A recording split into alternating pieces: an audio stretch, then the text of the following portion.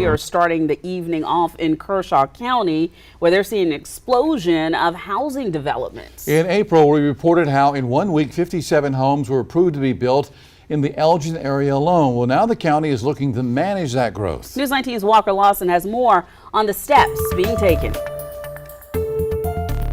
What we're trying to do is protect this community from massive growth. Kershaw County Council member for District 3, Derek Shoemake, says just last week, council took a step towards controlling the amount of growth coming to the area. Difficult to drive through Elgin or Lugoff and not see a big swath of land being cleared for what is likely going to be a residential development.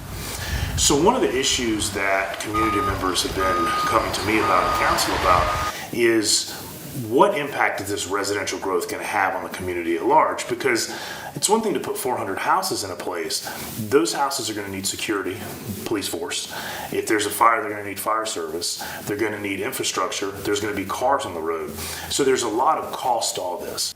He made a motion to change zoning for the county that was unanimously approved to make sure houses aren't just feet away from each other. Yeah, so right now the zoning code, it's kind of interesting. The zoning code has several residential districts.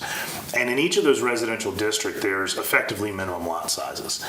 In our most dense district, in theory, you could put 8.7 homes per acre. Now, that might not be realistic depending on certain setbacks, but right now our zoning code would allow in our highest density areas 8.7 homes in an acre.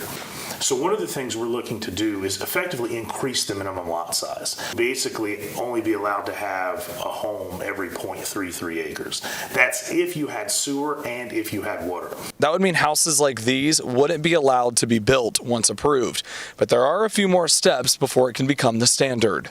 We have to get an ordinance drafted. It'll go in front of planning and zoning.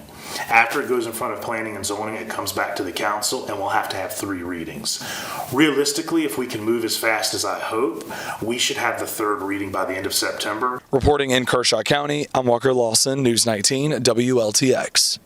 Housing developments that have already been approved would not have to change their development plans. If approved, this would go into place by the end of September.